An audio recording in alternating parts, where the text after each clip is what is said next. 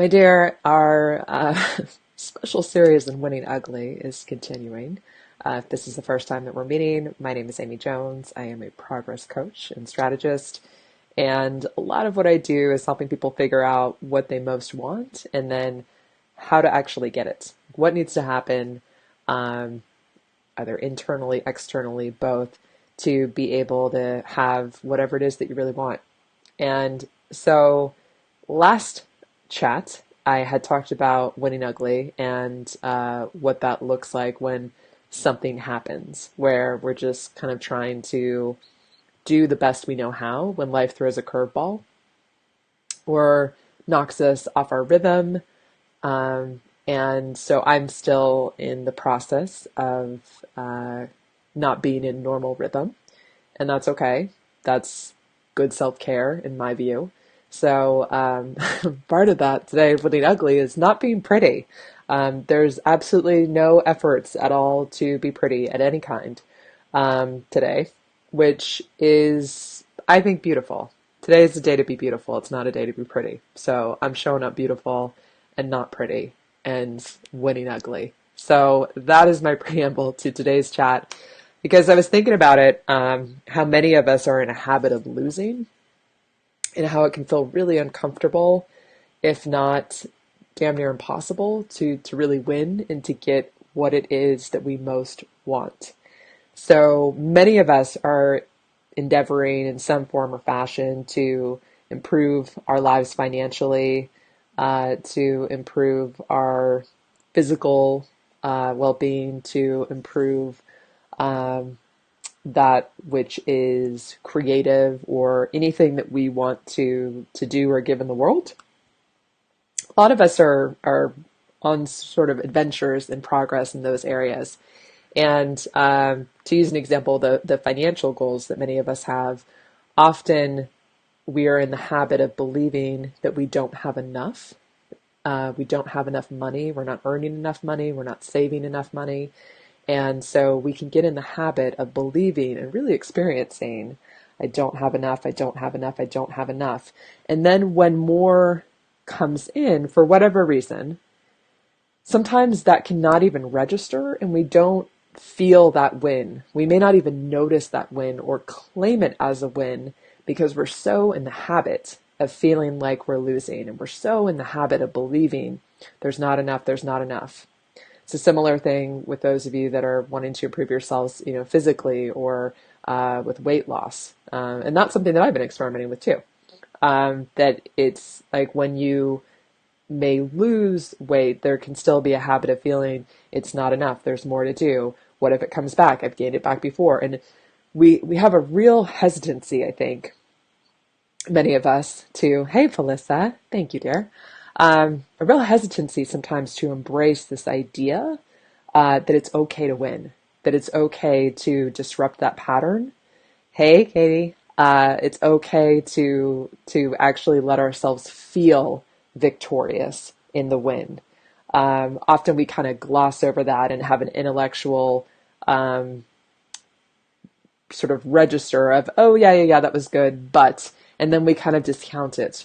Or we may just stay up in our head about it and go, yeah, that's a good thing, but not actually feel it and not really experience the full victory of it. And that's kind of, one of the reasons why I created Progress Maps was to be able to claim those victories, to have an awareness of the wins, to actually see them and to use it as a practice, to take it just from an intellectual construct to something that could be more visceral and tangible and experiential, and that you can start to allow that into your body and into your being, that, yeah, that was a win. That was something really good. And so I think the majority of us don't really know how to do this super well. And I wish it was something that we talked about more. So I was like, let's talk about it today. Okay, so there are a few things that I just made some notes in terms of like building, the way I describe it is building a tolerance for success or building a tolerance for winning, that we can get really used to what it feels like to be losing, however we describe that, or in that not enough state, some version of scarcity where like things are not okay. We're resistant to how they are. And as humans do, when things become familiar to us, they can become comfortable. Even when we can logically point out, okay, I don't like this, this, or this, and I really like to change my life in this way and that way and that way. And yet, we can stay in those patterns and in those habits because that's familiar. Like that's a known quantity. We know what's going to happen. We know that story. We know that road, and we'll continue down it because going off that in, new territory is scary because we don't know what's going to happen and we don't know if it's going to be better. And why not just sort of keep cruising with what we know?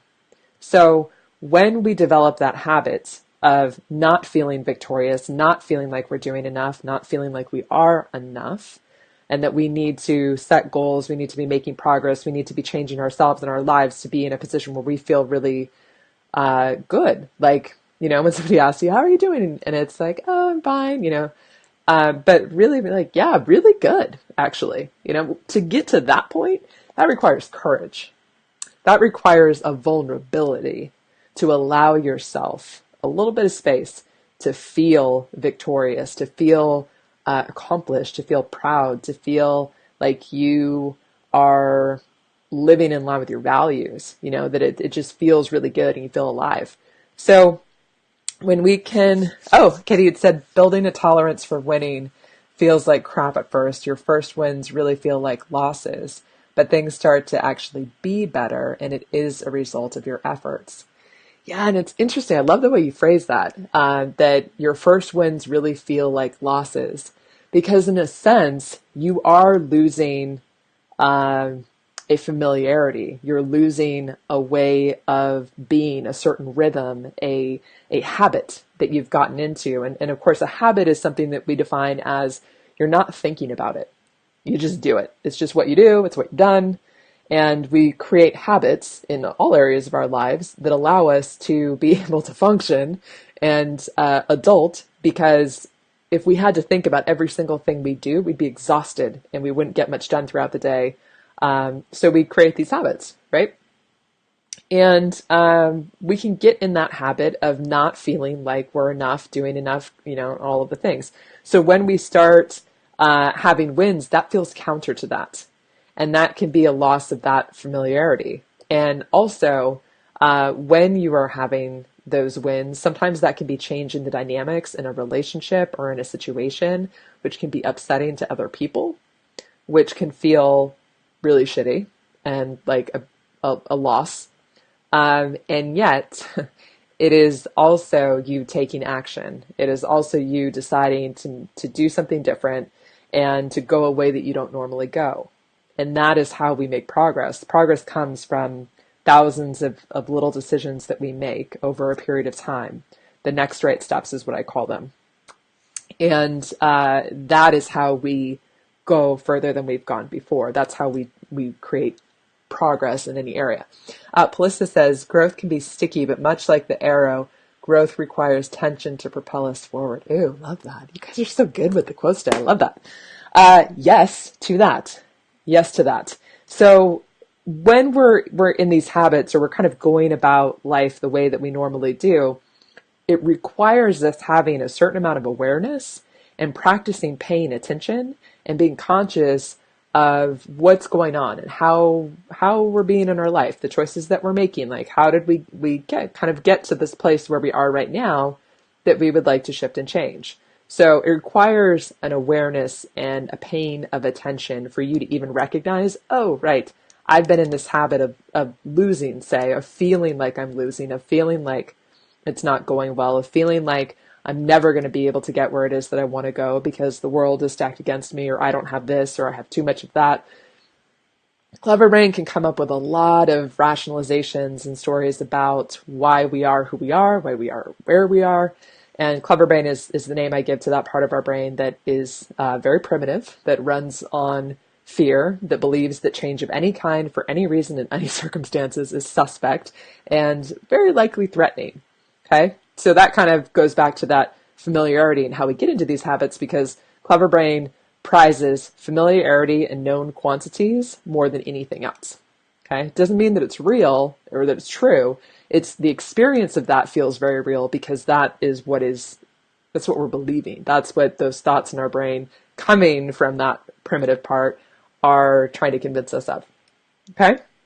So when we're in those habits, that can kind of be our default setting. And when things happen, we can, respond from that default setting. So it takes some consciousness and it takes courage to start to shift those settings and to start to make different decisions, to respond in different ways, and to have that willingness to believe that it could go differently, to believe that it's okay for you to win, that it's okay for you to have different results. Because I think often with some of those early wins, we tend to get really scared. Like, what if this doesn't last? What if I can't trust that I can do this? What if, the extra money that's come in, I'm sure it's going to go out, or something else is going to happen, something's going to break, and then I'm going to need to spend this, and I didn't really have that money after all, and it was foolish to think that I did. And you guys kind of see this sort of mental exchange that happens that ultimately results in us not feeling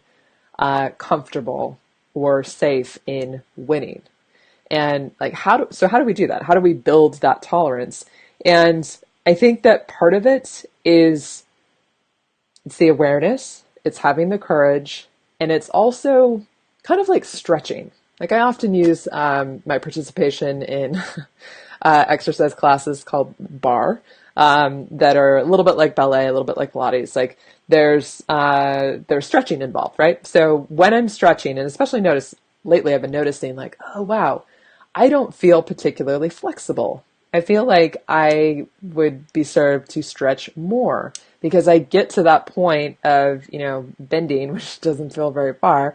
And then it's like, oh wow, there's this pain, there's this discomfort. Like, I'm not today going further than that, right? So it's like we come up to that kind of edge and then lean into it. And it can kind of hurt so good a little bit, but if you push too far, then like that just actually hurts, right?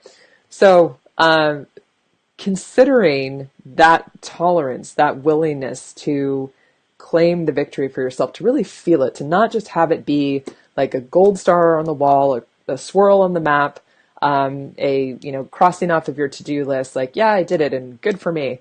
But it's not, you don't feel it. Like, that's just up in your head. And that's a very different experience than feeling really proud of yourself and feeling like you made a good choice, feeling like you took care of yourself, feeling like you showed up and you were the person you wanted to be.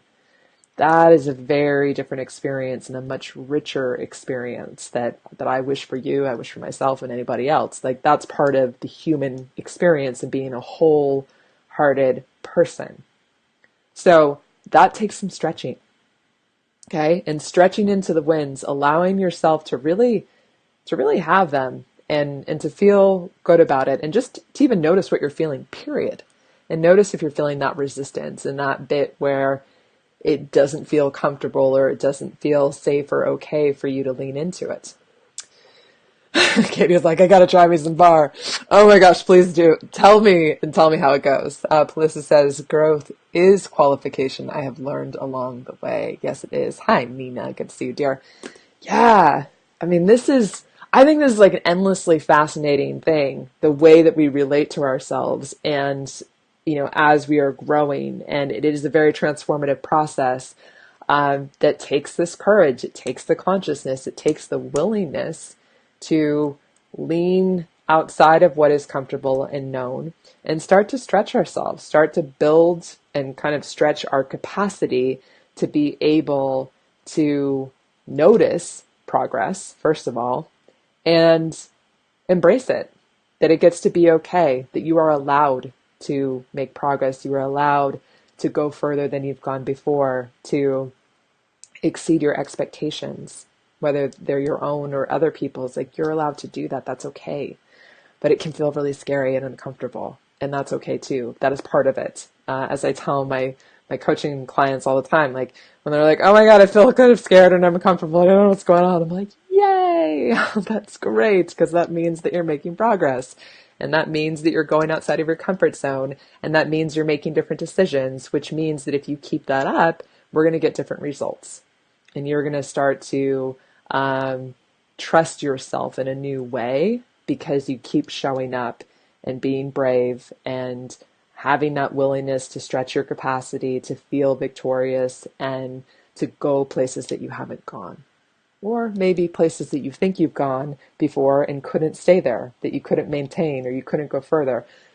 It's all the clever brain stuff that will be the chatter in your head that swears and screeches that you cannot do this.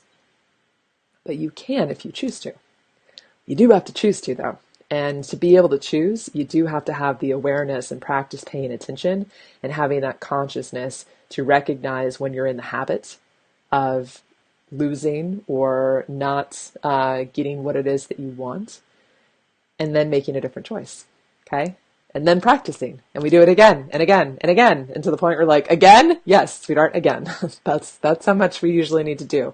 Whatever is required to actually see it through. And we just have to keep showing up and paying attention and being in our life to actually discover what that truly takes. All right, dears. So thank you so much for being with me. Thanks for showing up here, and we get to just win ugly and be as is and be beautiful for it. I would love to hear any other thoughts you have about this, or if you notice any areas in your life where you've been in the habit of losing and where you can see that it's uncomfortable to win, but that you're willing and willing to be brave enough to have it go differently and to experiment and try something new and stretch and expand that capacity for winning and feeling victorious, because I truly believe that it is absolutely worth it. All right, dears, I will see you next time. And until then, please go experiment and then tell me about it. All right. I love to learn from you. All right. Take care, dears. Bye.